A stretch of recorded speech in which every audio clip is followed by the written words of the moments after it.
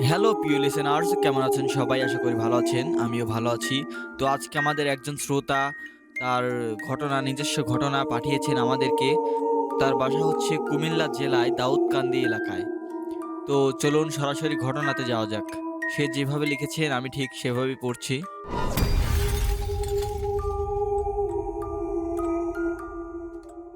আমি আজ যা লিখতে যাচ্ছি সেটা কোনো সাধারণ ঘটনা নয়।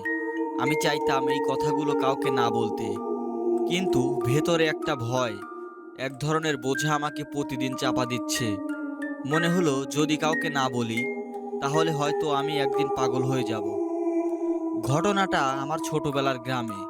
আমাদের বাড়ি কুমিল্লার দাউদকান্দি এলাকায়। আমি তখন ক্লাস 9-এ পড়ি। গ্রামটা শান্ত হলেও একটা জায়গার জন্য খ্যাত ছিল। আমাদের গ্রামের উত্তর দিকে একটা ভাঙা দালান।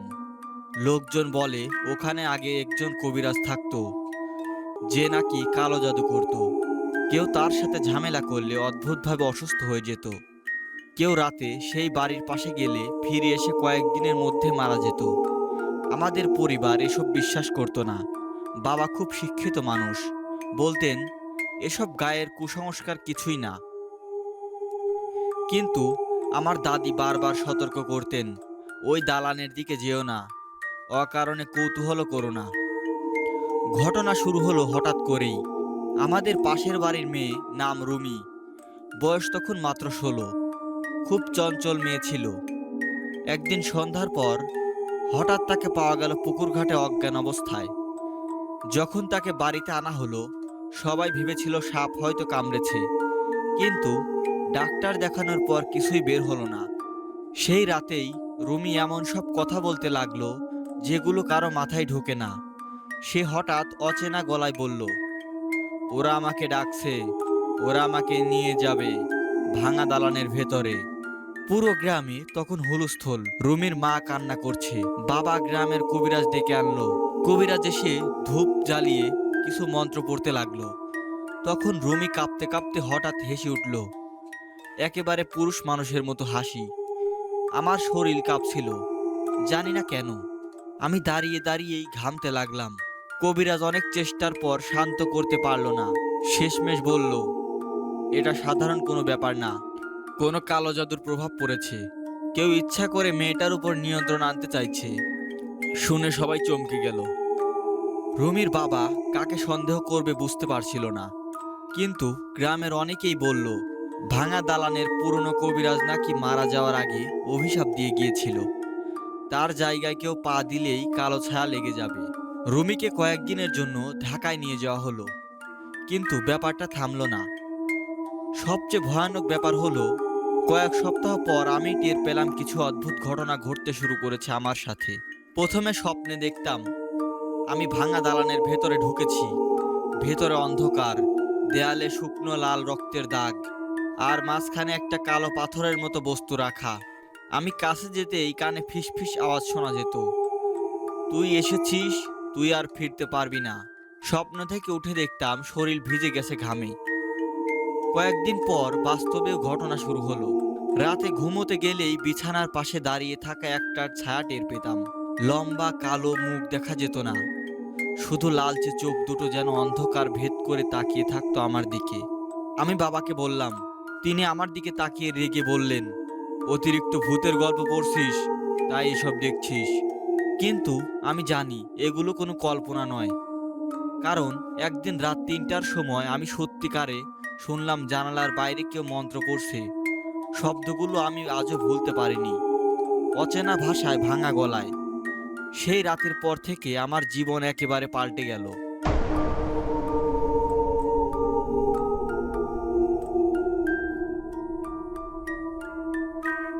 ওই রাতটার পর আমার ভেতরে ভয় জমতে লাগলো। আমি ঘুমাতে গেলে কেমন যেন বুক ধড়ফড় করত। প্রতিদিন রাত 3টার সময় আমার ঘুম ভেঙে যেত। মনে হতো কেউ জানালার বাইরে বসে আছে। একদিন সাহস করে আমি জানালার কাছে গেলাম। চাঁদের আলোয় দেখলাম সত্যিই কেউ দাঁড়িয়ে আছে। লম্বা, হুড ঢাকা একটা মানুষ, মুখ দেখা যাচ্ছিল না। আমি তাকাতেই সে ধীরে ধীরে হাত তুলল, তারপর আঙুল দিয়ে একবার ইশারা করলো, এদিকে এসো। আমার বুকের ভেতরটা যেন খালি হয়ে গেল। চিৎকার করার চেষ্টা করলাম, কিন্তু গলা থেকে কোনো শব্দ বের হলো না। কিছুক্ষণ পর দেখি ছায়াটা হাওয়ার মতো মিলিয়ে গেল। পরদিন সকালে আমি ভয়ে কাহিল হয়ে থাকলাম। মা বুঝতে পারলো কিছু হয়েছে, কিন্তু বাবা আবার বললেন এগুলো সব কল্পনা। তবে গ্রামে খবর ছড়িয়ে পড়েছিল। মানুষ বলতে লাগলো কালো জাদুর প্রভাব এবার এই ছেলেটার উপর পড়ছে। আমি শুনতে পাচ্ছিলাম লোকেরা পিছনে পিছনে বলছে ও হয়তো দালানের কাছে গিয়েছিল, না হলে ছায়া এভাবে পিছু নেবে কেন। আমার বন্ধু সাইদ একদিন এসে বলল, দোস্ত, তুই চাইলে আমাকে বল। আমি গত রাতে তোর বাড়ির পাশ দিয়ে যাচ্ছিলাম, তখন তোর জানালার দিকে তাকিয়ে দেখি ভেতরে তুই একা দাঁড়িয়ে আসিস। কিন্তু মজার ব্যাপার হলো, তোকে আমি তখনও উঠোনে হাঁটতে দেখছিলাম। একই সময়ে তুই ভেতরে আর বাইরে দুই জায়গায়। তার কথা শুনে আমার শরীর ঠান্ডা হয়ে গেল।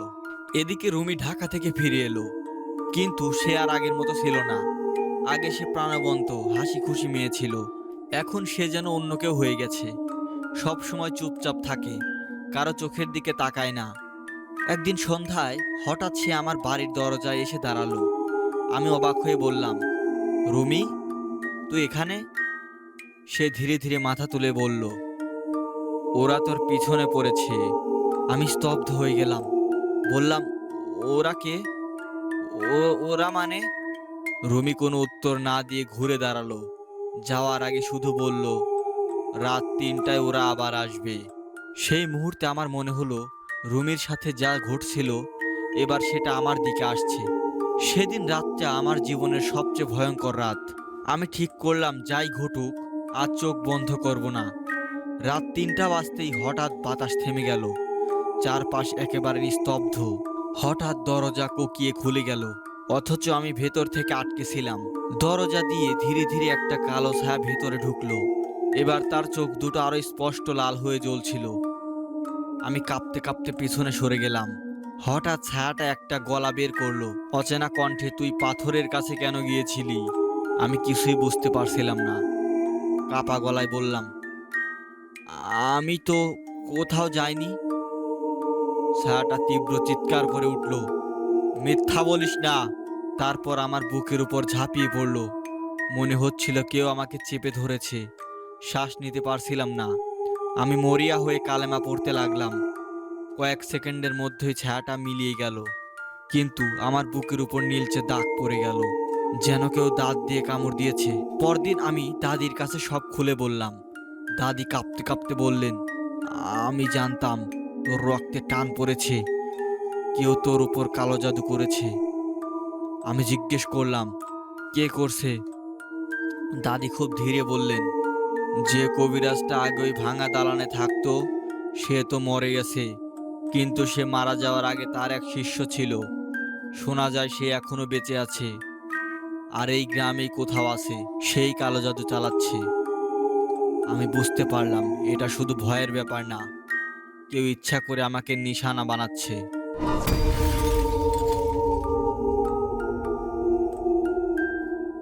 দাদির কথা শোনার পর থেকে আমার মাথায় ঘুরছিল কোন শিষ্য, সে এখন কোথায় আছে। গ্রামের বয়স্ক মানুষদের জিজ্ঞেস করলাম, কেউ সঠিক কিছু বলতে চাইল না। তবে একজন, নাম আজিজ কাকা, ফিসফিস করে বলল, আমাদের গ্রামের দক্ষিণ পাশে যে বট গাছ আছে ওখানে মাঝে মাঝে রাতের বেলা একটা লোককে বসে থাকতে দেখা যায়। কেউ কাছে গেলেই অদৃশ্য হয়ে যায়। অনেকে বলে ওইটাই সেই শিষ্য।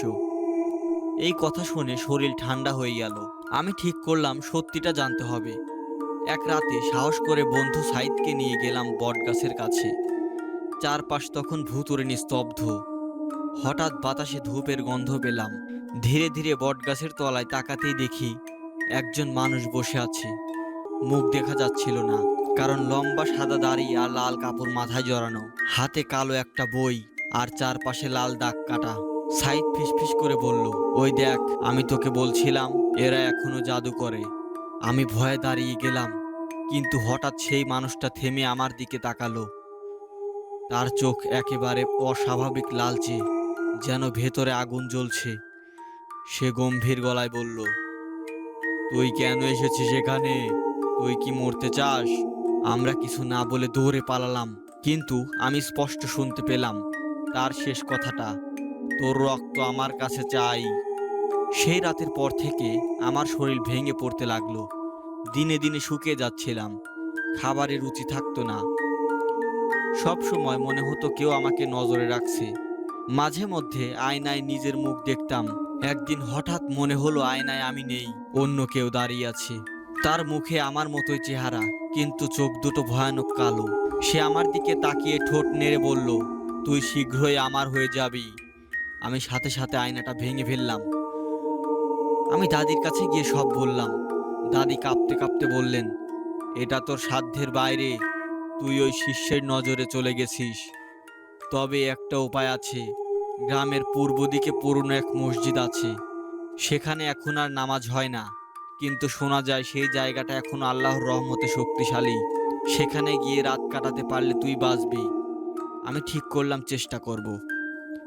সেদিন রাত 10টার দিকে আমি একাই গেলাম ওই পুরনো মসজিদে। চারপাশ ঝোপঝাড়ে ভরা, ভেতরে মাকড়সার জাল। তবুও মনে হচ্ছিল ভেতরে ঢুকতেই অদ্ভুত শান্তি। আমি কোরআন শরীফ খুলে তেলাওয়াত করতে লাগলাম। প্রথম দিকে সব শান্ত ছিল, কিন্তু রাত 3টার সময় প্রচণ্ড ঝড়ো হাওয়া বয়ে গেল। মসজিদের দরজা ধাক্কা মেরে খুলে গেল। বাতাসের মধ্যে সেই ভয়ঙ্কর গলা শোনা গেল, তুই ভাবছিস এখানে লুকিয়ে বাঁচবি? তোর রক্ত আমি নেবই। আমি ভয়ে কাঁপতে কাঁপতে সূরা ফাতিহা পড়তে লাগলাম। হঠাৎ মসজিদের দেওয়াল কাঁপতে শুরু করলো। ছায়ার মতো কিছু একটা আবির্ভাব হলো। আগের সেই কালো ছায়া, এবার আরো ভয়ঙ্কর। কিন্তু আশ্চর্যের ব্যাপার হলো, মসজিদের ভেতরে ঢুকতেই সে কাঁপতে লাগলো, যেন এখানে তার শক্তি কাজ করছে না। সে তীব্র চিৎকার করে উঠল, এই আলো আমার সহ্য হচ্ছে না। তারপর মিলিয়ে গেল। আমি ভেবেছিলাম বিপদ শেষ, কিন্তু না। মসজিদের মেঝেতে তখন একটা কালো কাগজ পড়েছিল। সেটা তুলে দেখি অদ্ভুত কিছু প্রতীক আঁকা। কাগজের নিচে লেখা, যতদিন না রক্ত দিচ্ছিস ততদিন মুক্তি নেই। আমার মাথা ঘুরে গেল। আমি সেই কালো কাগজটা হাতে নিয়ে বাড়ি ফিরলাম। ভোর হয়ে গিয়েছিল। মা জিজ্ঞেস করলো, রাত কোথায় ছিলি? আমি কিছুই বলতে পারলাম না, শুধু কাগজটা লুকিয়ে রাখলাম। কাগজের প্রতীকগুলো খুব অদ্ভুত ছিল। 3 কোণা চিহ্ন, চারপাশে লাল কালির মতো দাগ, আর মাঝে মাঝে একটা শব্দ লেখা ছিল অচেনা ভাষায়। আমি যতবারই সেটা পড়ার চেষ্টা করছি, মাথা ভার হয়ে গেছে, চোখ অন্ধকার দেখেছে। এদিকে রুমি আরো অদ্ভুত হয়ে যাচ্ছিল।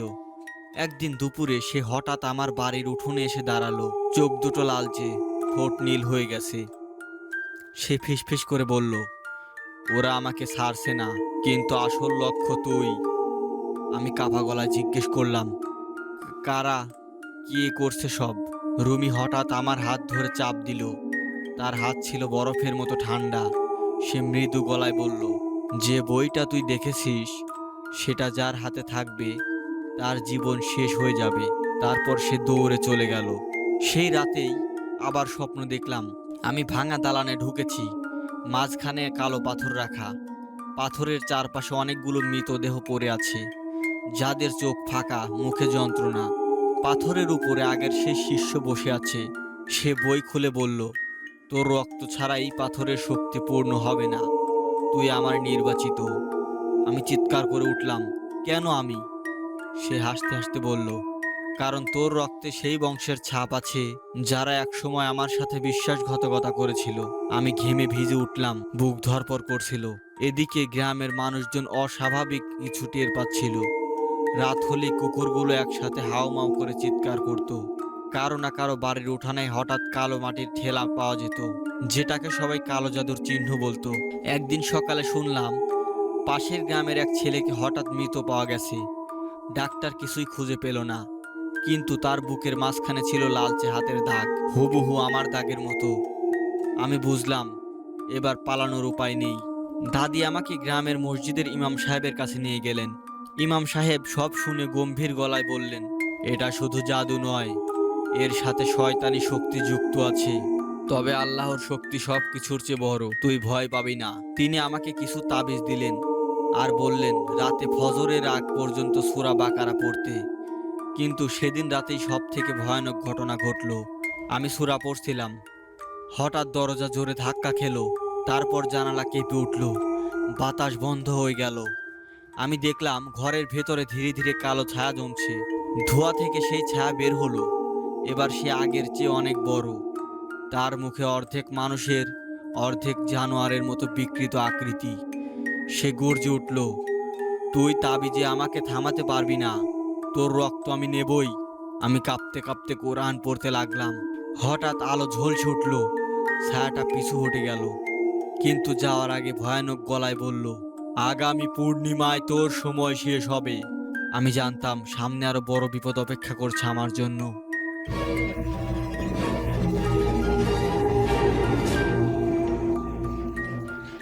দিন গুনতে গুনতে পূর্ণিমা চলে এলো। আমি ভয়ে অস্থির হয়েছিলাম। গ্রামের সবাই যেন অদ্ভুত চাপে ছিল।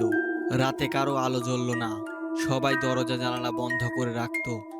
কিন্তু আমি জানতাম আমি যেভাবেই হোক বাঁচতে পারবো না যদি সেই শক্তির মুখোমুখি না হই। পূর্ণিমার রাতে সাহস করে আমি আবার গেলাম ভাঙা দালানে। আমার সাথে শুধু ছিল কোরআন, ইমাম সাহেবের দেওয়া তাবিজ আর একটা মোমবাতি। দালানে ঢুকতেই চারপাশে শীতল বাতাস বয়ে গেল। মনে হচ্ছিল আমার কানে কেউ ফিসফিস করে বলছে, তুই এসেছিস। মাঝখানে সেই কালো পাথরটা রাখা, পাথরের চারপাশে শুকনো রক্তের দাগ। হঠাৎ অন্ধকার থেকে বেরিয়ে এলো সেই শিষ্য। তার চোখ আগুনের মতো জ্বলছিল, হাতে কালো বই। সে হেসে বলল, তুই আমার হাত থেকে পালাতে পারবি না, এই রক্তের শপথ আছে। তারপর সে বই খুলে পড়তে শুরু করলো। বাতাস ভারী হয়ে গেল, দালানের দেওয়াল কাঁপতে লাগলো, মাটির নিচ থেকে শব্দ আসছিল, যেন অনেকগুলো মানুষ একসাথে কাঁদছে। আমি কোরআন পড়তে শুরু করলাম। সে যত মন্ত্র পড়ছিল আমি তত জোরে সূরা আয়াতুল কুরসি পড়তে লাগলাম।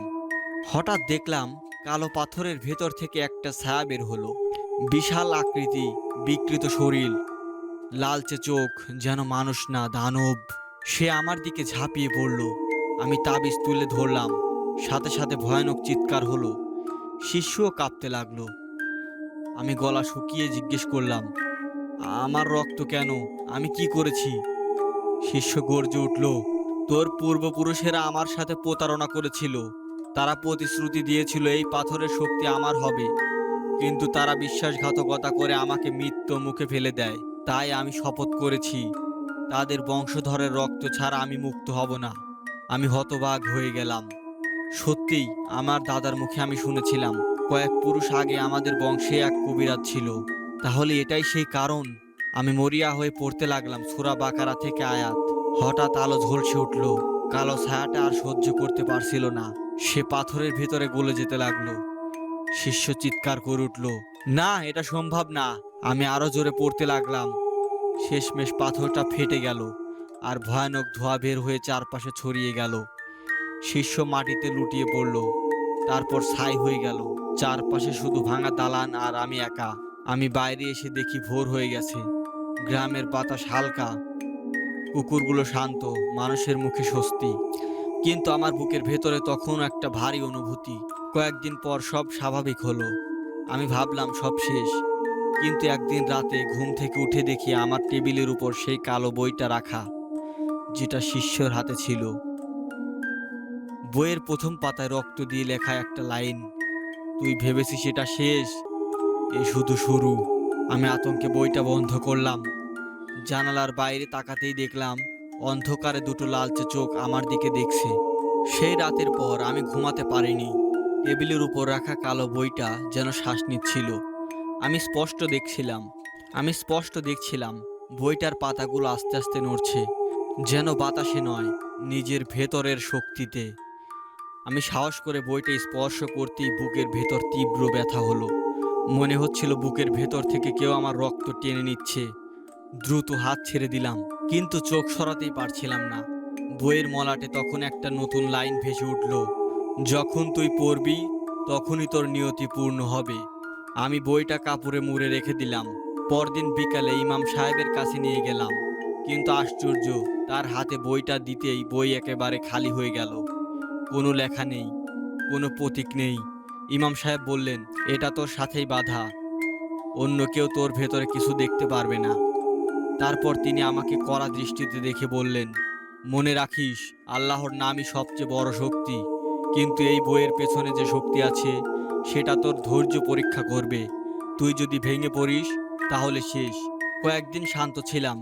হঠাৎ এক সকালে শুনলাম রুমি মারা গেছে। সে নাকি রাতে হঠাৎ চিৎকার করে উঠছিল। সবাই ছুটে গিয়ে দেখে তার গলা কেটে গেছে, অথচ ঘরে কোনো অস্ত্র নেই। দরজাও ভেতর থেকে আটকানো ছিল। গ্রামের সবাই ভয় পেয়ে গেল। অনেকে বলল এটা জাদুর কাজ, কিন্তু সবচেয়ে ভয়ানক ব্যাপার হলো রুমির হাতের তালুতে রক্ত দিয়ে লেখা ছিল একটা শব্দ। এই ঘটনার পর গ্রামে অস্থিরতা ছড়িয়ে পড়ল। লোকজন আমাকে এড়িয়ে চলতে লাগলো। অনেকেই বলল আমি অভিশপ্ত। আমি নিজেকে একেবারে একা মনে করতে লাগলাম। রাতে আমি স্পষ্ট শুনতে পেলাম আমার বাড়ির ছাদের উপর কেউ হেঁটে বেড়াচ্ছে। পায়ের শব্দ ভারী, কিন্তু দেখার চেষ্টা করলেই কিছু নেই। একদিন সাহস করে ছাদে উঠলাম। দেখি মাঝখানে কালো মাটির ঢেলা রাখা। ঢেলা ভেঙে দেখি ভেতর একটা ছোট পুতুল, কাটা মুরগির পালক আর শুকনো রক্ত। আমি বুঝে গেলাম আমাকে এখনো জাদুর ফাঁদে রাখা হয়েছে। হঠাৎ আমার মাথায় এক বোকা চিন্তা এলো। ভাবলাম যদি বইটা খুলে পড়ি তাহলে হয়তো বুঝতে পারবো আসলে কি হচ্ছে। সেই রাতে বই খুললাম। প্রথম খাতায় লেখা ছিল শক্তি চাইলে ভয় ভুলে যেতে হবে। দ্বিতীয় পাতায় অদ্ভুত প্রতীক। পড়তে পড়তে চোখ ঝাপসা হয়ে গেল। হঠাৎ টের পেলাম ঘরে আমি একা নেই, পেছনে কেউ দাঁড়িয়ে আছে। আমি ঘুরে তাকাতেই দেখি কালো ছায়া দাঁড়িয়ে আছে। এবার তার মুখ পরিষ্কার দেখা যাচ্ছিল। সেটা আমারই মুখ। সে ফিসফিস করে বলল, আমি তুই। তুই যত পড়বি আমি তত শক্তিশালী হব। এরপর থেকে আমার ভেতরে অদ্ভুত পরিবর্তন শুরু হলো। মাঝে মধ্যে মনে হতো আমি নিজেই নিজের সাথে কথা বলছি। আয়নায় দাঁড়িয়ে দেখতাম আমার ঠোঁট নড়ছে না, কিন্তু আয়নার ভেতর আমি হাসছি।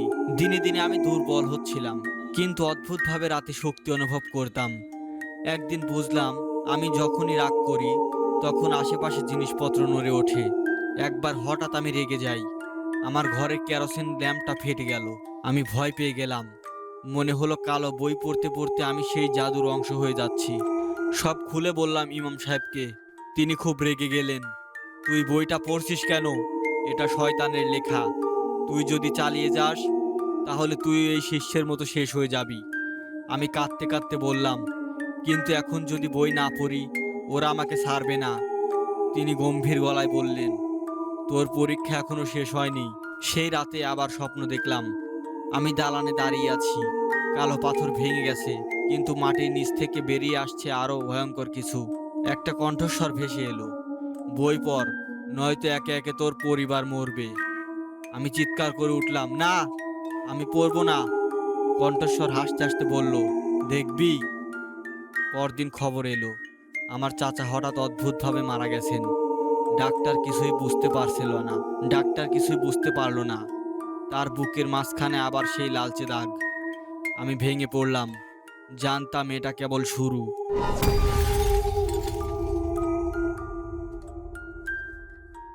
চাচার মৃত্যুর পর আমাদের বাড়িতে এক অদ্ভুত ভয়ের ছায়া নেমে এলো। আমার মা সারাদিন কোরআন তেলাওয়াত করতে থাকলেন। বাবা চুপচাপ, কারো সঙ্গে তেমন কথা বলেন না। আমি ঘরে ঢুকলেই মা কেঁদে ফেলতেন। বারবার বলতেন, এই বইটা তুই কেন ঘরে আনলি? এটা তোকে শেষ করে দেবে, আমাদেরও ছাড়বে না। আমি কিছু বলতাম না, কিন্তু ভেতরে ভেতরে বুঝতে পারছিলাম এখন সবকিছু আমার নিয়ন্ত্রণের বাইরে চলে যাচ্ছে। এক রাতের ঘটনা, হঠাৎ ঘুম ভেঙে গেল। শুনলাম বাড়ির আঙিনায় কেউ কাঁদছে। খুব ধীরে ধীরে দরজা খুলে বের হলাম। চাঁদের আলোয় দেখি আমার ছোট বোন আঙিনায় বসে কাঁদছে। আমি দৌড়ে গিয়ে তার কাঁধে হাত রাখতেই দেখি সে ঘুরে তাকালো, কিন্তু তার চোখ একেবারে লাল, মুখে অদ্ভুত হাসি। সে ফিসফিস করে বলল, তুই বই পড়বি না? তাহলে আমরা একে একে মরবো। আমি ভয়ে জোরে ধাক্কা দিলাম। সে মাটিতে পড়ে গেল। কিন্তু পরক্ষণেই দেখলাম আঙ্গিনায় কেউ নেই। আমার বোন তো নিজের ঘরে ঘুমাচ্ছে। পরদিন বইটার দিকে তাকিয়েই রাগ হলো। কেন বারবার আমাকে বাধ্য করছে? আমি কখনো এর অংশ হতে চাইছিলাম? বইটা পুড়িয়ে ফেলার সিদ্ধান্ত নিলাম। চুলাতে আগুন জ্বালিয়ে বইটা ছুঁড়ে দিলাম। কিন্তু ভয়ঙ্কর ব্যাপার হলো আগুনের ভেতর বইটা না জ্বলেই ঘুরতে লাগলো। পাতাগুলো একে একে উল্টে যেতে লাগলো, আর সেই সাথে ঘরের ভেতরে অদ্ভুত কান্নার শব্দ ভেসে এলো। হঠাৎ আগুন নিভে গেল। বইটা একেবারে নতুনের মতো চুলার পাশে পড়ে রইল। আমি আর সহ্য করতে পারছিলাম না। একদিন গ্রামের এক বৃদ্ধ ফকিরের কাছে গেলাম। সবাই বলে উনি অলৌকিক বিষয় জানেন। সব শোনার পর তিনি দীর্ঘশ্বাস ফেলে বললেন, তুই এখন একটা চক্রে ঢুকে গেছিস। এই বইটা তোর রক্তের সাথে বাঁধা।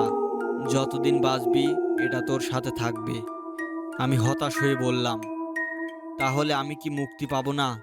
ফকিরের চোখে অদ্ভুত একটা আলো জ্বলে উঠল। পাবি, কিন্তু তার জন্য তোর কিছু ত্যাগ দিতে হবে। এমন ত্যাগ যা তুই কল্পনাও করিসনি।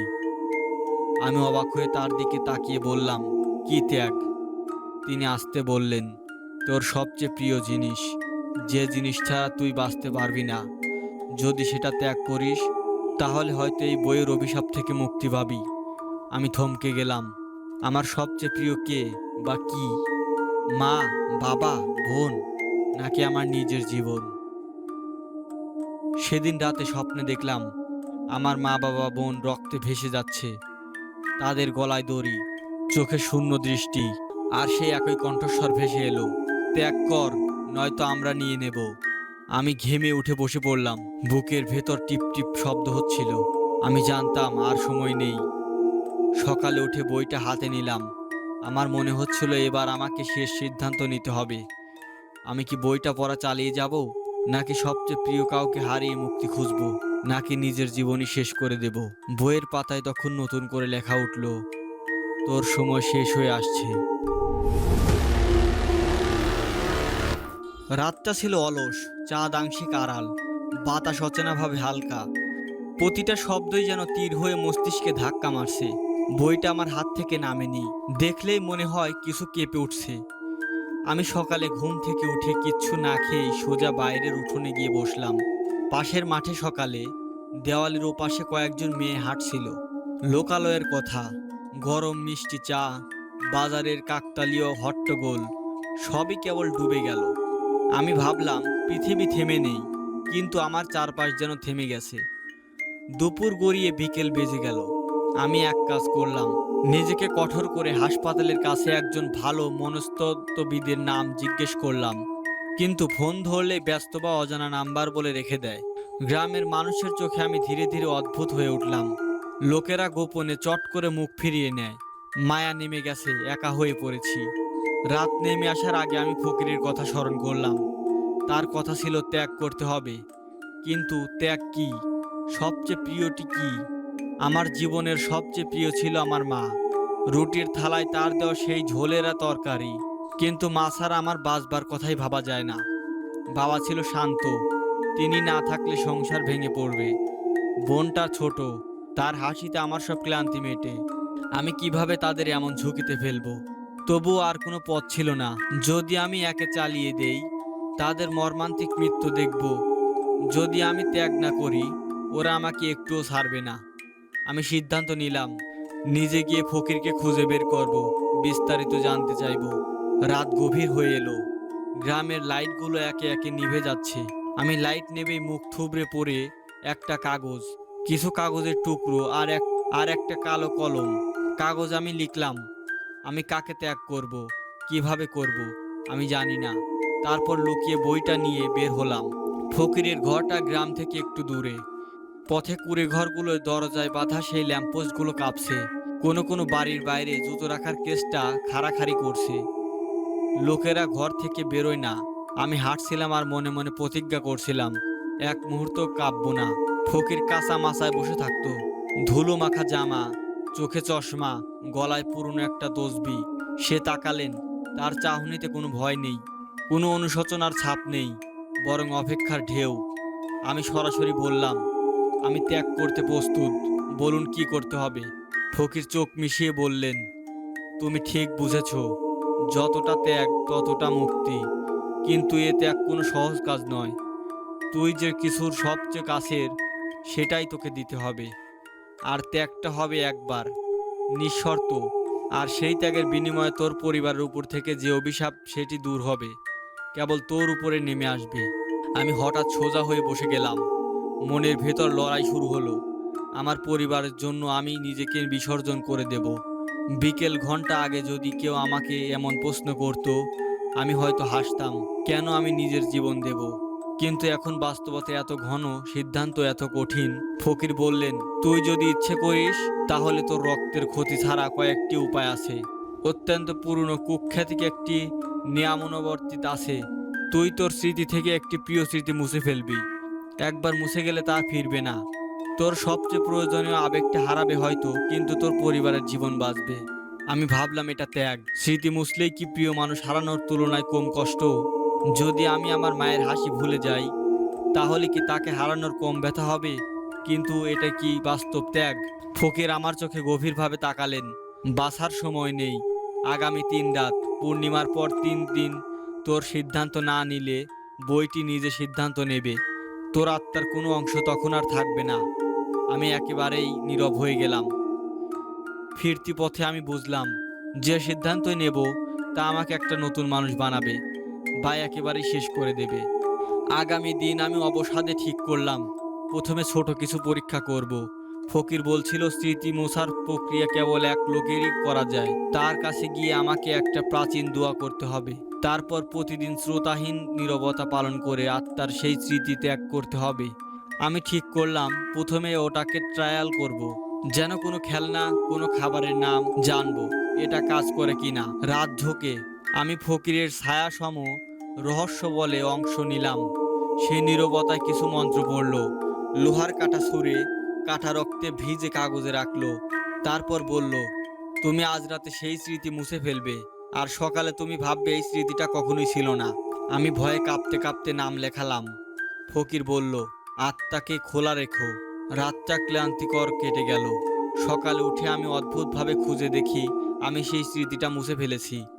এটা প্রথমে একটা ছোট জিনিস বলে মনে হলেও অভিজ্ঞতাটা আমার ভয়কে একটু হলেও ঢেকে দিল। মনে হলো হ্যাঁ, মুছে ফেলা সম্ভব। আমি সিদ্ধান্ত নিলাম, আর দেরি না করে বড় সিদ্ধান্ত নেব। সব সমস্যার মূল বইটি ধ্বংস করলে কি হয়, কিন্তু আগের ঘটনায় দেখেছি বইটি আগুনে না পুড়ে ফিরে আসে। তাই বই ধ্বংস সম্ভব নয়। ফকির বলেছিলেন বইটি কোনো প্রাকৃতিক জিনিস নয়, এটি জীবন্ত। এটি তোর রক্তের সাথে বাঁধা। স্মৃতি মুছলেই কেবল বাঁধ ভাঙতে পারে, কিন্তু কোন স্মৃতি? আমি ফিরতি পথে এক কাকতালীয়ভাবে সেটা ঠিক করলাম। আমি মার শেষ জন্মদিনের স্মৃতি মুছব। তাকে নিয়ে আমার সবচেয়ে প্রিয় স্মৃতি। তাকে নিয়ে হাসি, তার কণ্ঠ, সব কিছু। এটাই করলে হয়তো মার উপর থেকে কালো ছায়াটা কেটে যাবে। আমার ভিতর অদ্ভুত এক কষ্ট জাগলো, কিন্তু এটা ছাড়া আমার কোনো পথ খোলা ছিল না। রাত নির্দিষ্ট সময়ে ফকিরের কাছে গেলাম। এখন দরকার, আমি মায়ের সেই স্মৃতি মুছতে চাই। ফকির দীর্ঘশ্বাস নিলেন। তিনি আমার হাত ধরে বললেন, তুমি কি ঠিক সিদ্ধান্ত করছো? একবার মুছে গেলে আর ফিরবে না। আমি মুহূর্তেই বললাম, এটাই আমার সিদ্ধান্ত। ফকিরের মুখে কোনো আর্তনাদ ছিল না, মাত্র একটা নীরব সম্মতি। তিনি মন্ত্র পড়তে শুরু করলেন। চারপাশে ধূপের গন্ধ ভাসছে। আমার মাথায় হালকা ঘোর এলো। আমি চোখ বন্ধ করলাম। কাঁপুনি নেমে এলো।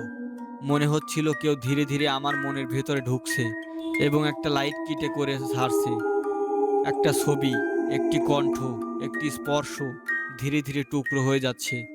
ততক্ষণে ভোরে হালকা আলোর মধ্যে আমি হঠাৎ চোখ খুলে দেখি ফকির আমার কাঁধে হাত রাখছে। তিনি খুশি নয়, বরং করুণ চাহনি। তুমি সফল হয়েছ, তিনি বললেন। আমি বাড়ি এলাম, কিন্তু মায়ের কণ্ঠ আমার কানে নেই। রান্নাঘরের দরজায় দাঁড়িয়ে থাকা রাতের মুখে সেই হাসিটি সব ঝাপসা হয়ে গেছে। আমি ভীত হলাম, বুক ফেটে যেতে চাইল, কিন্তু আমার মনে আবার কোনো স্মৃতি নেই। মানুষের মতো এমন শূন্যতা আগে দেখিনি। রাত অনেক, মা আমার হাতে স্পর্শ করলো, তবুও আমার কোনো প্রতিক্রিয়া নেই। আমার মন শান্ত, ঠান্ডা যেন। কিন্তু সেটা কি মুক্তি? ফকির বলেছিলেন এটা মুক্তি দেবে, কিন্তু আমি কি সত্যি দীর্ঘস্থায়ী মুক্তি পেয়েছি? রাত গভীরে এসে আমি খেয়াল করলাম বইটির পাতা আবার নড়ে উঠছে। কেবল এবার পৃষ্ঠায় লেখা কয়েকটা লাইন নতুন করে ভেসে উঠল। একটা স্মৃতি মুছে গেলে একটা নতুন ভাঙন তৈরি হয়। আমি তখনই বুঝতে পারলাম এই লড়াই শেষ হয়নি। আমি যুদ্ধে একা নই। প্রতিটি ত্যাগের বদলে বই আরো গভীর ভাবে শক্তি সংগ্রহ করছে। আমার বুকের মধ্যে এক অদ্ভুত শূন্যতা আছে। মার স্মৃতি না থাকলেও মা বাড়িতে আছেন। সে এখন শুধু একটি ছায়া, আর আমার হৃদয় তার জন্য ঠান্ডা। আমি জানতাম আমি জানতাম এখন গল্প নতুন রূপ নেবে। ত্যাগ করলেই কি আমি মুক্ত হব? না, এটা কেবল পরীক্ষার আরেক ধাপ। বই চাইবে আরো, আর ওরা, যে বা যারা এই বইকে চালায়, তারা ধীরে ধীরে আমার আত্মার ভেতরে স্থান করে নেবে। আমি রাতে চুপচাপ বসে থাকলাম। ভোর রাতে জানালার বাইরে অন্ধকারে দুটো লাল চোখ ছিল না, আরো অনেক চোখ ছিল। অল্প অল্প আলোয় এইগুলো চকচক করছিল। আমি তখনই বুঝলাম বই কেবল শুরু, আর কত গভীর ত্যাগ বাকি সেটা আমি বুঝিনি। রাত যতই গাঢ় হচ্ছিল ততই আমার বুকের ভেতরে একটা শূন্যতা বড় হচ্ছিল। মার স্মৃতি মুছে যাওয়ার পর আমার ঘর আর আমার বাসায় একে একে অচেনা হয়ে উঠল। লোকেরা কিছু বলছে, তা আমার কানে আসতো না। কেউ কিছু বললে আমার কানে ঝাপসা ঝাপসা শোনা যেত। তবুও বইটা কাছেই রাখতাম। দিনের আলোতেই পাতাগুলো ধীরে ধীরে নড়তো। বিকেলে গরম বাতাসে আরো সে যেন আরো প্রাণবন্ত হয়ে উঠছিল। চায়ের দোকানের লোকজন আমাকে দেখলেই ভয়ে ভীত হয়ে যেত। আমি ঠিক করলাম এভাবে আর চলবে না। আমি ইমাম এবং ফকিরের সাথে কথা বললাম। তারা দুইজনে একই রকম যুক্তি দিলেন। তারা বলল, বইটি যেহেতু আগুনে এবং পানিতে ধ্বংস হচ্ছে না, যে বইটা সৃষ্টি করেছিল, যে বইটা তৈরি করেছিল তাকে খুঁজে বের করতে হবে আগে, তবে এই বইকে ধ্বংস করা সম্ভব হবে। আমি জানতাম সব খুঁজে পাওয়া কঠিন হবে। গ্রামে কেউ জানতো না ঠিক কোথায় সেই কবিরাজের আসল বাড়ি এবং কবর। কিন্তু বাবার কথা মনে পড়ল। বাবার কাগজপত্রে পুরনো কোনো স্মৃতি বা দাদার গল্পগুলোর মধ্যে কোনো ইঙ্গিত থাকতে পারে। বাবার আলমারির পুরাতন অ্যালবাম, সেরা নথি খুঁটিয়ে দেখতে শুরু করলাম। একটা ধুলো পড়া অ্যালবামে চোখ আটকালো। একটি কালিমাখা ছবি, যার কোনায় লেখা ছিল তারিখ 1973, মেহেদিপুর। ছবিটা ছিল গ্রামের ধসুর এক বাড়ির সামনে।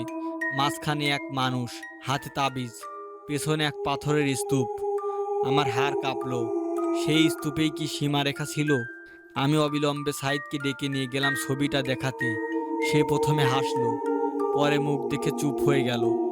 ওটাই যদি সত্যি হয়, তখন আমাদের দক্ষিণের সীমান্ত পুরনো মেঠো রাস্তার শেষে ওটা আছে। পরের রাতেই আমরা আরেকবার বটগাছের পাশে গেলাম। এবার ঠিক বক্তাটা নয়, বরং প্রহরী, এবার পরিকল্পনা। আমরা রাত জাগবো এবং পাথরের স্তূপ খুঁজে বের করব। হাত লিটে টর্চ, ইমামের দেওয়া তাবিজ ব্যাগে রেখে আমরা হাঁটতে শুরু করলাম। রাতের বাতাসে পোকা ঝনঝন ঝনঝন শব্দ করছে, দূরের কুকুরের কাঁদনি, এসব যেন এখন বড় বেশি শব্দ।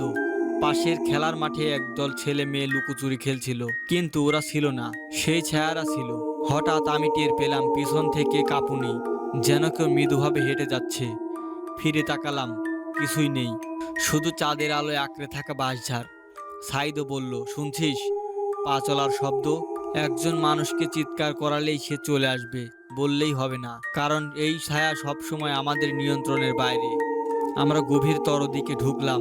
পাথরের স্তূপটা মিলল একটা গর্তের পাশে, আংশিক মাটিতে ঢাকা। স্তূপে ধুলো আর শুকনো রক্তের দাগ। আমি কাঁপতে লাগলাম। স্তূপের পাশেই ছিল ছোট কাগজের টুকরা, উপরে অচেনা প্রতীকে সিলমোহর। আমি কাগজটা তুললাম, হাতে আসতেই দেহ ঝাঁকুন খেলো। একা এক ঝাঁপিয়ে পড়ে কেবলমাত্র আমার চোখের সামনে ধোঁয়া ঘোলাটে হলো। আমার ভেতরে একটা অপরিচিত কণ্ঠ বলল, তুমি ফিরে আসলে আমি খুশি। মনটা ঠান্ডা হয়ে গেল। আমি কাগজটা ফেলে দিলাম। সাইদ বলল, এটাই উৎস। আমি কিছু বলতে পারলাম না। আমি কাগজটা নিয়ে দোরগোড়ায় রেখে দিলাম এবং ফিরে এলাম গ্রামে। কিন্তু রাতে ঘুমাতে পারলাম না। পরের কয়েকদিন ঘটনাগুলো তীব্র হলো।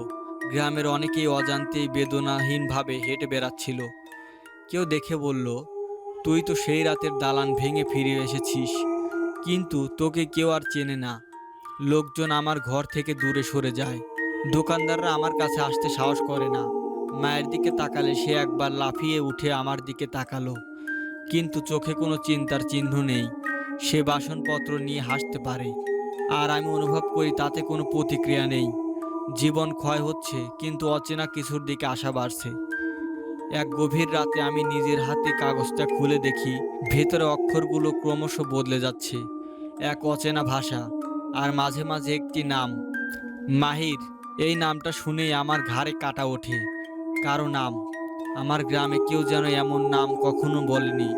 আমি ভাবলাম, এই সে শিষ্যের নাম। আমি সিদ্ধান্ত নিলাম, ইমাম ফকির আর আকিস কাকাকে নিয়ে সন্ধ্যায় মিলে আবার পাথরটির কাছে যাব। যদি উৎসটা ধরা যায়, হয়তো বইয়ের বাঁধ খুলে যাবে। আমরা তিনজন গেলাম। ইমাম কোরআন সাথে নিয়ে, ফকির তার মন্ত্র। আকিস কাকা পুরনো গিটারটা বয়ে নিয়ে এলেন। তিনি গান গাইতেন। গ্রামের লোকেরা বিশ্বাস করত তার সুর ত্যাগ থেকে রক্ষা করে। পাথরের কাছে গিয়ে আমরা চক্র রচনা করলাম। ইমাম সুরা, ফকির পুরনো ধূপ। আকিস কাকা দুহাত মেলালেন। তখন আমরা শুরু করলাম। বাতাস থমকে গেল। কাগজের টুকরো সরলীলায় নড়ে উঠল। তখনই সেই ছায়া উপস্থিত হলো। এবার সে একাই ছিল না, তার সঙ্গে ছিল কাদা চোখের আরেক দল। তাদের মুখ মানুষের মতো, কিন্তু শূন্য। তারা আমাদের দিকে এগোলে আমি কণ্ঠে কথা বলতে পারলাম না। হাজিরা বলল, শিষ্যর মুখটা উধাও, তুই হিমশীতল করছিস। এই শব্দ উঠল। বলতে বলতে ওর চোখে আগুন জ্বলে উঠল। ইমামের কণ্ঠ ভাঙল, কিন্তু আয়াতুল কুরসি পড়ল। ফকির ধোঁয়া ছড়িয়ে দিলেন, আর তার আকিস কাকা তবলা হাতে বাজালেন। অদ্ভুতভাবে সুরের সেই কম্পন ছায়াদের কানে কাঁপুনি জাগালো, আর হোঁচট খেতে লাগলো। কিন্তু শেষটা সহজ হলো না। শীর্ষস্থানীয় পেছনে পেছনে মিশে গেল। তার চেহারা প্রায় আমার মুখ হয়ে গেল। সে ফিসফিস করে বলল, তোর যে ত্যাগ, তা আমাকে আরো শক্তিশালী করবে। তুমি বেছে নিয়েছো। ওর কথাটা শুনে আমি বুঝলাম, এটা একরকম চক্র। যদি আমি লড়াই করতাম, হয়তো আমি জিতব। আর যদি হারি, আমার পরিবারের উপর কি পড়ে যাবে সেটা আমি ভাবতে পারলাম না। আমার মাথা ভারী হয়ে এলো। বেছে নেওয়ার মতো বোঝা আর ভারী হলো। রাত শেষে আমরা ফিরে এলাম। পাথর আগের মতোই পড়ে আছে, কিন্তু কাগজটা এখন আমার হাতে।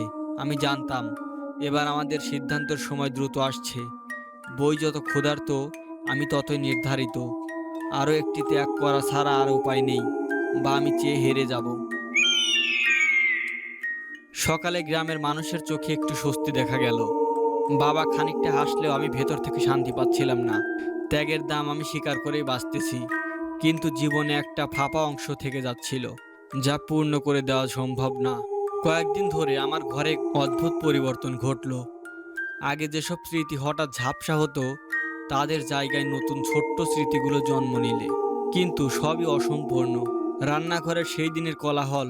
এর মধ্যে একদিন সাইদ এসে সন্ধ্যায় বলল, আমি গতকাল রাতে পাথরের কাছাকাছি ঘুরে দেখলাম, এমন একটা চিহ্ন পেয়েছি যেখানে ছোট্ট এক সিলমোহর আঁকা। ওখানে একটা পুরনো নাম, মাহির, ছাপ আছে। তার কণ্ঠে কৌতূহল আর ভয় মেশানো ছিল। আমি জানতাম ওই নামটা বারবার কাগজে ভেসে উঠছে। সেই সঙ্গে মনে হলো উৎসটা আর দূরে নেই। আমি আর সাইদ ঠিক করলাম, এবার সরাসরি উৎসের জায়গায় ঢুকবো, লড়াই করব, আর যদি প্রয়োজন হয় শেষ হিসেবটা দেব। ফকির আগে বলে গেছেন, সব ত্যাগ একেবারে নেওয়া ভালো। নিজের উপর রেখে না দিলে অন্যরা বিকট আঘাত পায়। আমরা রাতে অল্প আলো নিয়ে পাথরের স্তূপের দিকে গেলাম। পাথরটা এবার অচেনা মনে হলো, যেন মাটি আমাদের পায়ের নিচে নড়তে চায়। স্থানটিতে পৌঁছে দেখি, আগে যে বড় স্তূপটি ছিল, সেখানে একটা বড় কবর। কবরের মুখে যেন কেউ 12টা রাত ধরে আগুন জ্বালিয়েছে। ধোঁয়া ছিল, আর এমন কিছু ছায়া মিশে ছিল যে আমি আমার ছায়াকে চিনতে পারলাম না। হঠাৎ কবরের ধারে এক মৃদু শীষ শুনলাম। তারপর সেই কণ্ঠ, একটু আধসে মানুষের আলো আওয়াজ করলো, তুই এসে গেছিস। পেছন থেকে সেই শিষ্য বেরিয়ে এলো। এবার তার কণ্ঠে শান্ত, কিন্তু ভীতকর আত্মবিশ্বাসে পরিপূর্ণ। তুই বহু ত্যাগ দিলে, কিন্তু তোর ভেতরের বীজ আমি চাই। সে ধীরে ধীরে এগুলো, আর আমি জানতাম এবার শেষ লড়াই হবে। আমি কোরআন আর তাবিজ সামনে টেনে ধরলাম। সাইদ পাশে দাঁড়ালো। আমরা একসাথে কণ্ঠ জোরে বললাম, ত্যাগের বদলে লড়াই করব, সিদ্ধান্ত। বাতাস থমকে গেল। আমার চেহারার মিল ছিল, কিন্তু চোখে অগণিত মানুষের ছবি ঝকঝক করছিল। লড়াইটা শুরু হলো। শব্দ, আলো, ধোঁয়া আর এক ধরনের শূন্যতা। কয়েক মুহূর্ত আমার জন্য ঘন্টার মতো কেটেছিল। যদি এই ছিন্ন ভিন্ন অনুভূতিগুলোই আমার হতে হয়, তবে আমি বাঁচার জন্য লড়ব। আর একবার কোরআনের আয়াত বলার সঙ্গে সঙ্গে ছায়াটা চিৎকার করে পিছনে সরে গেল। কবরের ধোঁয়া হারিয়ে গেল, আর কাগজের শিলটা হাত থেকে পড়ে গেল। সেই শিলটা ছিল ছোট, কাচের মতো। তার ভেতরে একটা নাম, মাহির। আমি সেটাকে ধরে থাপ্পড়ের মতো ঘাম ঝরালাম। সিলমোহরটি ছিল উৎসের লিঙ্ক। আমরা ঠিক করলাম, এটাকে ইমামের কাছে নেব, আর তারপর চূড়ান্ত ধাপ। আমরা সিলমোহর হাতে ইমামের কাছে গেলাম। ইমাম প্রথমে তা দেখে অবাক, তারপর গভীরভাবে দেখলেন। কাচের ভেতরে নামটা খোদিত ছিল ঠিকই, মাহির। তার কণ্ঠে ঝিমুনি, এ নামটা পুরনো, কারো খ্যাতি আছে, তবে গ্রামের মানুষ ভুলে গেছেন। ইমাম বললেন, শিলটা সরাসরি ধ্বংস করা যাবে না। তার শক্তি কেবল একটি নির্দিষ্ট স্থানে, একটি নির্দিষ্ট সূত্র বন্ধ করা যায়। ওই কবরের মাটি, যেখানে স্তূপটা ছিল, আবারও পবিত্র করে সেখানে তাবিজ বেঁধে দিতে হবে। তবে কাজটা করতে হবে চতুর্দিকে সাহসী মানুষের সাহায্যে, এবং তিনজন আল্লাহর নামে স্বেচ্ছায় কিছু ত্যাগ দিতে হবে, বুকের তীব্র যন্ত্রণা হিসেবেই। রাতেই আমরা তিনজন ফিরলাম, এইবার প্রস্তুত করে। ইমাম কুরআন, ফকির ধূপকাঠ, আকিস কাকার পুরনো সুর। আমি হাতে সিলটা নিয়ে কবরের কাছে দাঁড়িয়ে ভাবলাম, এবার ব্যর্থ হলে কি আমার কোলের লোকেরা বাঁচবে? আমি চাইলাম না অন্য কারো নাম ভুলে যেতে, তবুও অন্য কোনো পথ ছিল না। ঋতু জয় কাজ শুরু হলো। আমরা তাবিজ বেঁধে কবরের চারপাশে অক্ষ তৈরি করলাম। ইমাম তেলাওয়াত করলেন, ফকির মন্ত্র পড়লেন, আর আমি শিলটা ধরে নানা মন্ত্র উচ্চারণ করার চেষ্টা করলাম। মুহূর্তে মনে হলো মাটি নড়ল, বাতাস চিৎকার করলো। হঠাৎ শিলমোহর থেকে ঝক করে আলো বেরিয়ে এলো, কাজ ভাঙার ভঙ্গিতে চিৎকার করে পড়ল, আর আমি অচেতন হয়ে গেছি মনে হলো। কিঞ্চিত পরে চোখ খুলতেই দেখলাম ইমাম শিলটি মাটিতে ঢুকিয়ে বেঁধে দিলেন। ধীরে ধীরে ছায়া ঢেউয়ের মতো দূরে সরে গেল, কিন্তু মুক্তি অসম্পূর্ণ রইল। ইমামের চোখে কোণে রক্ত জমে আছে, ফকির কমলা শান্ত, আর আকিস কাকা চুপ করে কাঁদছে। আমি বুঝলাম, ব্যর্থ হলে পরিবার হারাতাম, জিতলেও দাম দিতে হলো। পরের দিন গ্রামের বাতাস আলাদা, মানুষ যেন স্বস্তি নিল। মা হাসলো আবার, বাবার চোখও একটু নরম হয়েছিল। কিন্তু আমি রাতে ঘুমাতে গেলেই মায়াদারি একটি অংশ কেটে নিয়ে বেঁচে থাকবে। কোথাও কোনো স্মৃতি অজানা হয়ে গেছে। আয়নায় আমার চেহারার কোনো বদল নেই, কিন্তু রাতের শব্দ এখনো শূন্যতায় বেশি শোনা যায়। আমি সিদ্ধান্ত নিলাম, এখন শহরে গিয়ে মেহেদিপুরের আকাইব খুঁজব। মাহির নামটা কার? কেন আমার বংশের সঙ্গে ওর সম্পর্ক? যদি ওর সম্পর্ক সূত্র বিচ্ছিন্ন করা যায়, তাহলে হয়তো বই আর সিল সবই নিপতিত হবে। আমি সাইদকে বললাম, চল আমরা শহরে যাব। রাত্রি কেটে যেতেই বুকে অচেনা এক জোর জমছিল। এটা হয়তো শেষ করা না, কিন্তু বড় ধাপ নিশ্চিত। শহরে যাওয়া মেহেদিপুরের আকাইব। সাইদ আর আমি সকালে উঠে ট্রেনে চললাম, মন ভার, কিন্তু কোনোভাবেই ফিরিনি। উদ্দেশ্য ছিল মাহিরের সূত্র খুঁজে বের করা। ট্রেনের জানালা দিয়ে বাইরে টাইম কালচে মাঠ ঝাপসা ভেসে গেল। শহরে নামতে আমরা সোজা গেলাম পুরনো জেলা আকাইভের দিকে। আকাইভের ভেতরটা পুরনো কাগজ, ধুলো আর লোহার টেবিলে ভরা। এক বুড়ো কাগজপত্র, বিভাগীয় কর্মকর্তার নাম শুনে কপালে ভাঁজ দিলেন। তারপর খোঁজাখুঁজির পর একটা লাল বেধা ফাইল তুলে দিলেন। তারিখ 1973। মেহেদিপুরের ছোট একটি নিবন্ধন, পাতায় পাতায় সেরা সংবাদপত্রের টুকরো। এক কথায় কবিরাজ মাহিরের রহস্য। কিন্তু কাগজগুলো ঝকঝকে নয়, বরং কোনো এক কালের ছাপ রেখে গেছে। আমি কাপা হাতে পাতাগুলো খুললাম। ছবির নিচে লেখা মাহির, দাউদকান্দি কবিরাজের শিষ্য। 1973 সালে ওই গ্রামের কয়েকটি পরিবারের বিরুদ্ধে কালো অনুশাসনের ও রহস্যজনক অপকর্মের অভিযোগ ছিল। পরে মাহির শহরে চলে গেল। সেখানে এক আয়তাকারের নোটে হালকা হাতের লেখা উল্লেখ, পাঠানো কবরস্থল দক্ষিণ সীমান্ত, স্তূপসহ। আমার চোখে যেন আগুন লাগলো। এইটাই আমাদের সেই গ্রামের স্তূপের লিঙ্ক। আরও পাতা উল্টাতে গিয়ে আমি হঠাৎ দেখতে পেলাম একটি কপি কাগজে অদ্ভুতভাবে একই পরিবারের নামের তালিকা। আমাদের নানার নামও ছিল সেই তালিকায়। তার পাশে অর্ধেক শব্দ অদ্ভুত লিপিতে গ্রাম্য চিহ্ন। আমার বুক চিৎকার করে উঠল। আমাদের পূর্বপুরুষেরা সত্যিই কোনো চুক্তি ছিল। আমি সাইদের দিকে ঝরে পড়ে বললাম, দেখছিস, এটা আমাদের সঙ্গে জড়িত। আকাইভের মধ্যে আরেকটি ছোট নথি ছিল, মাহিরের শহরে আগমনের ঠিকানা, আর একটি নাম, রাহিনা। নামটা পরিচিত না হলেও কাগজের পাশে একটা ছোট্ট চিহ্ন, কাছের সিলের মতো। সেটাই আমরা পাথরের পাশে পেয়েছিলাম। আমি বুঝলাম, রাহিনা হয়তো মাহিরের প্রাণের কেউ, কিংবা কোনো উত্তরসূরি। রাত হতেই আমরা টহল দিলাম সেই ঠিকানায়। ঠিকানা পুরনো কলকাতার কচ্ছ ডাকঘরের মতো, এক ঝাঁক হাসপাতাল আর টকলির দোকানের পেছনে লুকিয়ে। সেখানে পৌঁছে দরজা ধাক্কা দিলাম। দরজা খুলল এক বৃদ্ধ মহিলা, চোখে কাটা, চুল সাদা। সে অদ্ভুত চেনা লাগলো। আমি হাতের কাগজটা টেনে ধরার সঙ্গে সঙ্গেই বৃদ্ধ হালকা করে কাঁপল। তার চোখে তেমন অনুভূতি ছিল যেন বহু বছর অপেক্ষা করছিল। তার নাম রাহিনা, এই কাগজে লেখা।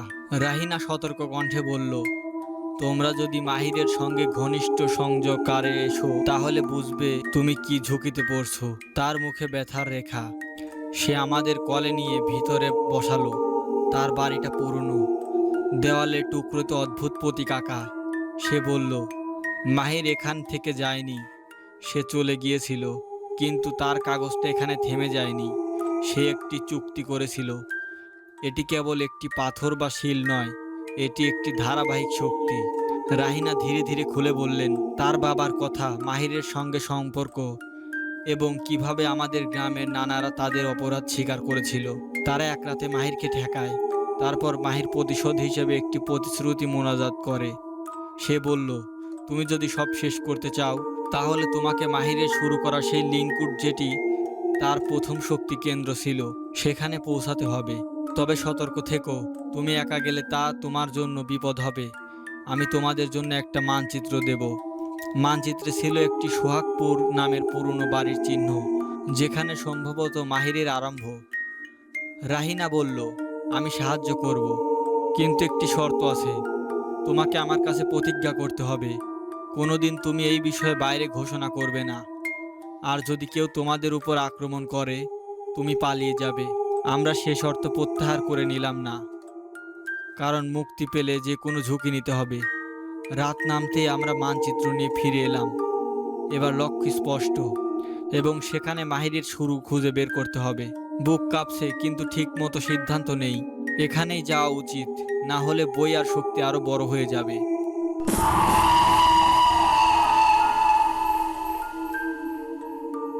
ভোরবেলা আমরা মানচিত্র নিয়ে রওনা দিলাম। সাইদ সঙ্গে ছিল। রাহিনা দূর থেকে আশীর্বাদ দিলেন, কিন্তু বললেন, সোহাগপুরের ভেতরে গেলে সাবধানে থেকো। ওটা শুধু পুরনো বাড়ি না, ওটাই মাহিরের আসল আস্তানা। রাস্তা ভাঙাচোরা, গ্রামের লোকেরা ওদিকটা এড়িয়ে চলে। পথের ধারে দুজন বয়স্ক মানুষকে জিজ্ঞেস করলে তারা মুখ ঘুরিয়ে শুধু বলল, ওদিকে যেও না বাবা, ওখানে বহু বছর ধরে কারো চাষ হয় না। সন্ধ্যার দিকে আমরা পৌঁছালাম। সোহাগপুরের ভগ্নদশা বাড়িটা দূর থেকেই দেখা যাচ্ছিল। দেওয়ালের প্লাস্টার ধসে পড়েছে, জানালার কাঠ ভেঙে ঝুলে আছে। চারপাশে নীরবতা, শুধু ঝিঝি পোকার ডাক। ভেতরে পা রাখতেই কেমন যেন ঠান্ডা হাওয়া গায়ে লাগলো। মেঝেতে ছড়ানো শুকনো ফুল, দেওয়ালে অদ্ভুত প্রতীক খোদাই। ঘরের মাঝখানে একটা কাঠের বাক্স রাখা, ধুলোয় ঢেকে তবে অক্ষত। আমি বাক্সটা ছুতেই বুকের ভেতরটা কাঁপুন দিয়ে উঠল। ঢাকনা খুলতেই দেখা গেল পুরনো চামড়ায় মোড়ানো খাতার সঙ্গে একটা লোহার চাবি। খাতার প্রথম পৃষ্ঠায় লেখা, মাহিরের সূচনা। সাইদ কাপা গলায় বলল, এইটাই তাহলে উৎস? হঠাৎ ঘরের এক কোণে একটু টুপ করে শব্দ হলো, যেন কেউ হেঁটে আসছে। বাতাস ভারী হয়ে গেল। প্রতীকগুলো দেওয়াল থেকে মৃদু আলো ছাড়তে লাগলো, আর অন্ধকারের ভেতর থেকে সেই পরিচিত ছায়া ধীরে ধীরে সামনে এগিয়ে এলো। তার কণ্ঠ এবার স্পষ্ট, তোমরা এত দূর এসেছো, এবার ফিরতে পারবে না। ছায়াটা ধীরে ধীরে এগিয়ে আসছিল। এবার তার চেহারা পুরোপুরি স্পষ্ট, কালো কাপড়ে ঢাকা, কিন্তু মুখটা মানুষের মতো নয়, যেন আগুনে পোড়া, ফেটে ফেটে আছে। চোখ দুটো গভীর লাল, ভেতরে শূন্যতা। আমি আর সাইদ স্থির হয়ে দাঁড়িয়ে গেলাম। বুক কাঁপছিল, কিন্তু ভেতর থেকে একটা শক্তি আমাকে টেনে ধরলো। হাতে থাকা লোহার চাবিটা যেন গরম হয়ে উঠল। ছায়াটা হেসে বলল, এটাই মাহিরের সূচনা, আর এটাই আমার শেষ। তুমি চাবি পেয়েছো, মানে তুমি বেছে নেওয়া। তবে মনে রেখো, চাবি খুললে তুমি আবার আগের মতো মানুষ থাকবে না। সাইদ কেঁপে উঠল। সে ফিসফিস করে বলল, চাবি দিয়ে কি দরজা খোলা যাবে, নাকি এই খাতা? আমি ধীরে ধীরে বাক্সের পাশে খাতাটা রাখলাম। পাতাগুলো বাতাস ছাড়াই উল্টাতে লাগলো। প্রতিটি পাতায় অদ্ভুত প্রতীক, মাঝে মাঝে রক্তের মতো লাল দাগ। শেষ পাতায় লেখা, যে খুলবে সে হবে আমার উত্তরাধিকার। হঠাৎ চারপাশে কাঁপতে লাগলো, ছাদ থেকে ধুলো পড়তে লাগলো। ছায়াটা আরো কাছে এলো। সে হাত বাড়িয়ে বলল, চাবিটা আমাকে দাও, না হলে তোমার বন্ধুর জীবন আমি এখনই নিয়ে নেব। সাইদ আমার পাশে আঁকড়ে ধরল। আমি বুঝলাম এখন সিদ্ধান্ত না নিলে শেষ। চাবিটা হাতে শক্ত করে ধরে সাইদের দিকে তাকালাম। বুক থেকে যেন অজানা শব্দ বেরিয়ে এলো, যাই হোক, এবার আমি শেষ করব। আমি হঠাৎ চাবিটা খাতার উপর বসিয়ে দিলাম। সাথে সাথে আলো বেরিয়ে গেল, চোখ ধাঁধানো সাদা আলো। ছায়াটা চিৎকার করে পিছনে সরে গেল, কিন্তু আলো থামেনি। খাতার ভেতর থেকে ধোঁয়া এসে ঘর ভরে গেল। সেই ধোঁয়ার মধ্যে এক নতুন ছায়া তৈরি হতে শুরু করলো। এবার আরো বড়, আরো ভয়ঙ্কর। আলোর ঝলক শেষ হতে না হতেই খাতার ভেতর থেকে সেই ধোঁয়া বের হচ্ছিল।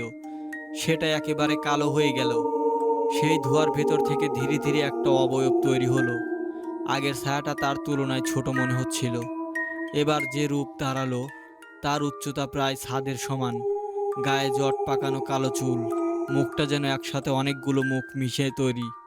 কখনো পুরুষ, কখনো নারী, আবার কখনো শিশু। চোখ দুটো লাল নয়, এবার পুরো সাদা, কিন্তু ভেতরটা একেবারে ফাঁকা। ওর গলা থেকে বের হলো কর্কশ আওয়াজ, তোমরা আমার ঘুম ভাঙালে। জানো এর মানে কি? আমার গলা শুকিয়ে গেল। সাহিত্য হাঁটু গেড়ে বসে পড়ল। আমি কিছু বলার আগেই ছায়াটা হাত তুলল। সাথে সাথে ঘরের বাতি একে একে নিভে গেল। বাইরের বাতাসও যেন থেমে গেল। আমরা বুঝলাম পুরো বাড়িটাই এখন তার নিয়ন্ত্রণে। হঠাৎ খাতাটা আবার নিচ থেকে উল্টানো শুরু করলো। পাতার পর পাতা ছিঁড়ে ছিঁড়ে বাতাসে উড়তে লাগলো। প্রতিটা পাতায় লেখা কালো অক্ষরগুলো ধোঁয়ায় মিশে এই ছায়ার শরীরের সাথে মিশে গেল। সে আরো শক্তিশালী হয়ে উঠল। ছায়াটা এবার আমাদের দিকে তাকিয়ে ফিসফিস করে বলল, এখন থেকে এই বাড়ি, এই জমি, তোমাদের শরীর সব আমার। আমি হাতের চাবি আঁকড়ে ধরে চোখ বন্ধ করলাম। মনে হলো ভেতর থেকে একটা কণ্ঠ ফিসফিস করে বলছে, শেষ পর্যন্ত লড়াই কর, না হলে সবাই শেষ। আমি চোখ খুলতেই দেখলাম চাবির গায়ে হালকা নীল আলো জ্বলছে। কিন্তু সেই আলো দেখে ছায়াটা হঠাৎ গর্জন করে উঠল। সে বজ্রপাতের মতো ঝাঁপিয়ে এলো আমার দিকে। ইমামের দেওয়া তাবিজ আমি হাতের মুঠোর মধ্যে নিলাম। চাবিটা আমার হাতে অদ্ভুতভাবে জ্বলে উঠল, যেন তার ভেতর আর একটা আত্মা ছিল। আমি সেটাকে মাটিতে ঠেস দিলাম, আর চেয়ে দেখলাম সিলমোহরটা আমার হাতে কাঁপছে। এই লড়াইটা শুধু বললেই শেষ হবে না, আমাকে শেষ বলে দিতে হবে। আমার রক্ত, আমার স্মৃতি, আমার কিছু অংশ যা বেঁচে থাকা চাইলে দিতে হবে। আমি এক মুহূর্ত ভেবে রাখলাম, যদি আমি হারি, আমার পরিবার সব হারাবে। যদি আমি জিতি, আমার কোটি জিনিসই সব নষ্ট হয়ে যাবে। আমি বুকের ভেতর থেকে একটা সিদ্ধান্ত টানলাম, আমার ভয়ে নয়, তাদের ভালোবাসার জন্য। আমি চাবিটা খুলে সিলমোহরটা হাতে দিলাম। ফকির ওপরের ধোঁয়া বাড়ালেন। আমি চেয়েছিলাম শেষটুকু সাহস জোগাড় করি, তাই নিজের কটু কাটা রক্ত কেটে সিলের উপর ছাড়লাম। সাথে কোরআনের কয়েকটি আয়াত উচ্চারণ করলাম। সিলটা আমার রক্তে ভিজে পৌঁছে গেল। হঠাৎ বাতাস থমকে গেল, ছায়াটা করে কচল করলো। ছায়াটা তখন চিৎকার করে উঠল অদ্ভুত এক সুরে, যেন কয়েকটি মানুষের কণ্ঠ একসাথে গাইছে। ওর শক্তি খিচড়ে পড়তে লাগলো। আমি জানতাম মাহেরি নামের সেই লিঙ্কুট আর সিলটা জমির মধ্যে পুঁতে দিতে হবে, কিন্তু কোনো সাধারণ পুঁতে নয়, তাতে প্রান্তিক মূল্য হিসেবে আমার কিছু থাকতে হবে। আমি চেয়েছিলাম পালাতে, কিন্তু তখনই আমার মায়ের মুখ মনে এলো। সে হাসছে, আমার বোন খেলছে, আমি তাদের কষ্ট সহ্য করতে পারি না। সুতরাং আমি বেঁধে দিলাম, নিজের একটা স্মৃতি চিহ্নের বিনিময়ে চাবি সিলটাকে মাটির নিচে বাঁধবো। কিন্তু এবার ভিন্ন কৌশল নিলাম। আমি নিজের নামের একটা টুকরো মুছবো, নকলতর ভাবে, যাতে আর বই আর ছায়া দুটোই অনুভব করে যে লিঙ্কুট তার অধিকার হারালো। আঘাত দিলাম, আর ফকিরের সাথে মিলিয়ে ধোঁয়া ছাড়লাম। ইমাম কোরআন বজায় রেখে আয়াত পড়ল। মাটিতে সিল পুঁততে পুঁততে আমি শেষ রক্তের ফোঁটা দিলাম। এক ফোঁটা আমার নামের প্রতীকও দিলাম। চাবির মতো সিলটা মাটির ভেতর গেড়ে গেল। ছায়াটা চিৎকার করে তার আওয়াজ ভেঙে এলো। তারপর ধীরে ধীরে দুটো লাল শূন্য চোখ স্থান হলো। ওর শরীর কুয়াশার মতো ছাই হয়ে মিলিয়ে গেল। চোখ খুলে দেখলাম সাইদ কেঁদে আছে, ইমাম কাঁপছে, ফকিরের চোখে অন্ধকার। আমরা সবাই ক্লান্ত, কিন্তু গ্রামের উপর শান্তির ছায়া পড়েছে। কয়েকদিনের মধ্যেই মানুষ স্বাভাবিক হাসি ফেরালো। কুকুরগুলো কান্না করা বন্ধ করলো।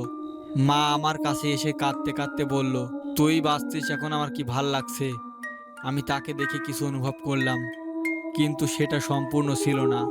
আমার মুখে অচেনা এক শূন্যতা। দিন গড়িয়ে গেল, গ্রামের স্বাভাবিকতা ফিরে এলো। আমি শহরে গিয়ে আর্কাইভ দেখেছি। রাহিনা এসে বলল, তোর সিদ্ধান্ত ভালো ছিল। সে আমার কাঁধে হাত রাখলো। আমার মনের মধ্যে তার নাম কোনো প্রতিক্রিয়া ছিল না। আমি একজনের কাছে ঘিরে বাঁচছিলাম, যাকে আমার স্মৃতি আমার মনে নেই। বেশ কয়েক মাস পরে ধীরে ধীরে বোঝা গেল সেই চুক্তি মুছে গেছে। বই চুপ করে গেল, সিল মাটিতে ঢুকলো, কিন্তু আমার ভেতর একটা দাগ থেকে গেল।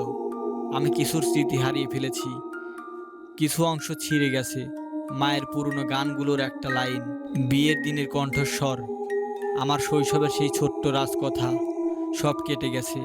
বদলে আমি পেয়েছি রাতের ভর আমার দায়িত্ব। আমি বুঝতে পারলাম ছায়া নিভেছিল, কিন্তু এক নীরব বন্ধন গেঁথে গিয়েছে। আমি যাকে জিতিয়েছি তার সঙ্গে আমার আত্মার অংশ একে অপরের সঙ্গে বাঁধা। আমার নামের উপর তখনও অষ্টগুণা হালকা ছাপ আছে। মানুষ আমাকে চেনে। আমি নিজেকে টুকরো টুকরো ভাবে চিনতাম। আমি প্রায়ই হোঁচট খাই। কখনো একটা ছবির দিকে তাকালে মনে পড়ে না সেটি কার। কখনো ঠিকঠাক পারি না বলবার। বছরকে বছর পরে গ্রামে সবাই শান্তিতে ছিল। রুমি, আমার চাচা, তারা শান্তিতে নেই। তাদের কষ্ট আজ নেই। গ্রামের রাত্রি আগের মতো কালো হলেও আর একমাত্র আমার কানে লুকোনো একটা ফিসফিস বেঁচেছিল। যখন অন্ধকার গভীরতায় আসে, আমি মাঝে মাঝে শুনি, খুব দূরে দুটো শীতলতার সুরে কণ্ঠ ফিসফিস করে বলে, তুমি বাঁচলা কিন্তু খরচ দিলি। আমি ঠোঁট নাড়িয়ে হাসি। তারপর কোরআন থেকে কোনো আয়াত পড়ি। মনের শান্তি খুঁজি। আমি এখন গলায় একটা ছোট দাগ কেটে চলি। আমি এখন গলায় একটা ছোট দাগ টেনে চলি, সেই স্মৃতির চিহ্ন। মাঝে মাঝে রাতের নীরবতায় আয়নায় তাকালে দেখি ছায়াটা হারায়নি পুরোপুরি। কখনো কখনো তার দাঁড়ানো ছায়াবিহীন ছায়াটি জানালার বাইরে দুটো লালচে চিহ্নের মতো ঝপট করে চোখে পড়ে। কেমন যেন মনে করায় আমি যে লড়াই জিতেছি তাই একেবারেই চূড়ান্ত না। কিন্তু আমি খুশি, কারণ আমার মায়ের হাসি আর বোনের শৈশব ফিরে গেছে। আমার নামটা হয়তো আমার থামা কিছুর সঙ্গে কেটে গেছে, কিন্তু তাদের জীবন ফিরে পেয়েছি। এটাই আমার পছন্দের শেষ সিদ্ধান্ত। আর প্রতিবার যখন আমি বইয়ের ছাই রাখার জায়গায় সিস্টেমটা দেখি, আমি জানি আমি একদিন নতুন করে শিখব, নতুন করে জীবন বাঁচাবো, ধীরে ধীরে টুকরো টুকরো করে। শেষ লাইনটা হোক এরকম, রাতের নীরবতায় যখন সব নিশ্চুপ, আমি জানালার বাইরে তাকাই। অন্ধকারে দূরে কোথাও দুটো লালচে চিহ্ন কেমন ছটফট করে। আমি সেগুলোকে দেখে মাথা নিচু করি, কোরআনের এক আয়াত পড়ি আর বলি, তুমি চলে গেছো। কিন্তু জানি কখনো কখনো ছায়া চেঁচিয়ে বলে, না, আমি অপেক্ষা করব।